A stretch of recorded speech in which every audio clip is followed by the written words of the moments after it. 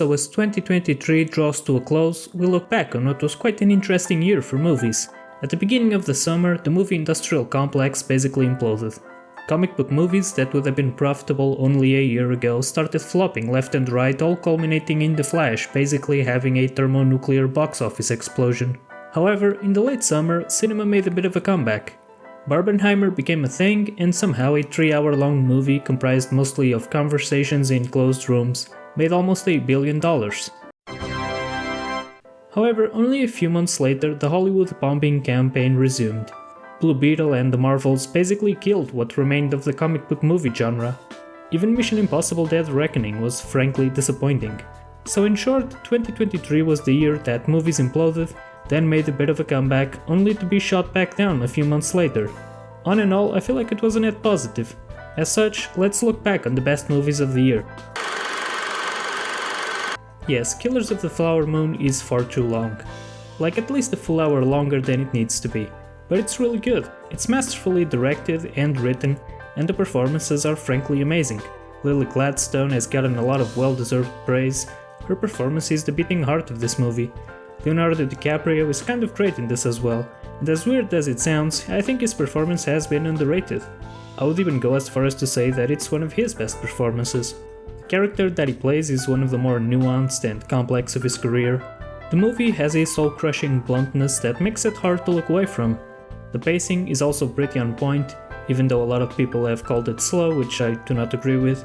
The movie is just too long, but never slow-paced. The story also has a weird structure. There's basically no intrigue, we know what's up from the get-go, the movie tells us the answer to the big mystery up front, and somehow, despite the lack of intrigue and the extreme runtime, I was still entirely captivated by the story and characters all the way through.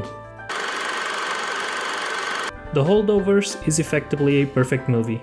There's not a single thing that I can complain about, and that doesn't happen very often.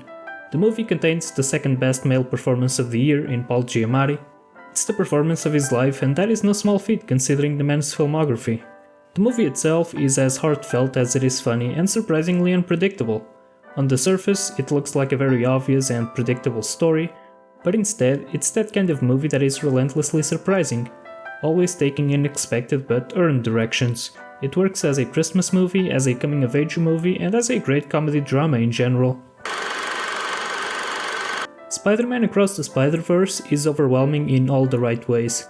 The movie is jam-packed with insane visual spectacle, funny jokes, and never-ending references. However, despite all that style, there's plenty of substance to match it.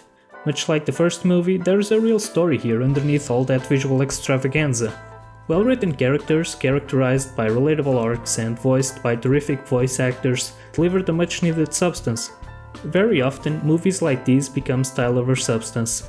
However, for all the style that it has, it succeeds because it never fails to provide the substance to match it. It's a remarkable feat, really. It's what you get when you combine incredible visual effects with a well-crafted story that never loses sight of its priorities. If only the Avatar movies could follow this principle, they could be so much better.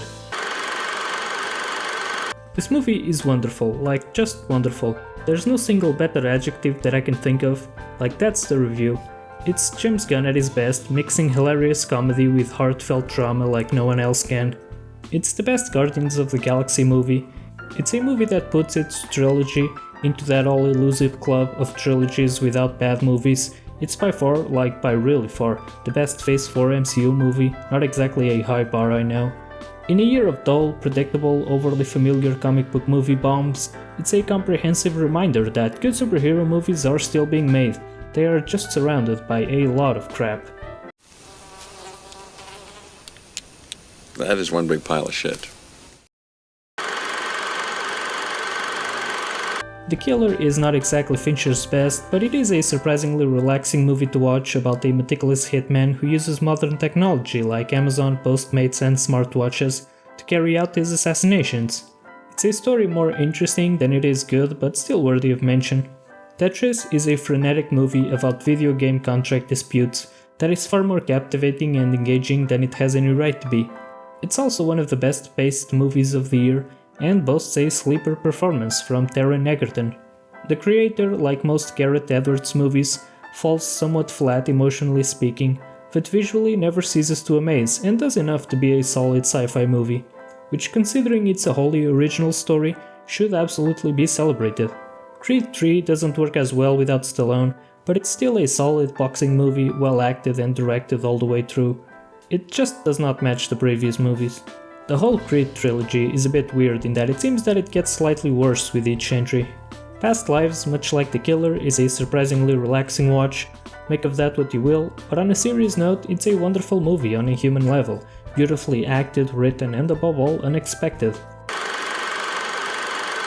I am a Nolan fanboy, so this was never not going to be my favorite movie of the year, but it's great. The more I've rewatched it and thought about it, the more I've liked it. Great directors can delve into an overpopulated genre and still create something unique in it. That is exactly what Nolan does here. Tons of biopics are made every year and have been made since people have been making movies. It's the go-to genre for Oscar bait, and yet Nolan has created a biopic that stands head and shoulders above all biopics. There's so much to like here. The score is the best of the year. I'm not even joking when I say it's literally on my Spotify Wrapped. Cillian Murphy as Oppenheimer delivers the best performance of the year by any actor. The movie, despite taking place mostly in cold, empty rooms, still finds space to become utterly beautiful. The shifting timelines create an overwhelming but always enthralling complexity that never fails to keep me engaged for all 3 hours of the movie. The Trinity test set piece is just mind-blowing. It's the set piece of the year and probably of many past years. Off the top of my head, I cannot think of a more tense sequence in recent history. So yeah, I think Oppenheimer is the best movie of the year. Not exactly a hot take, I know, but still. See you, chump.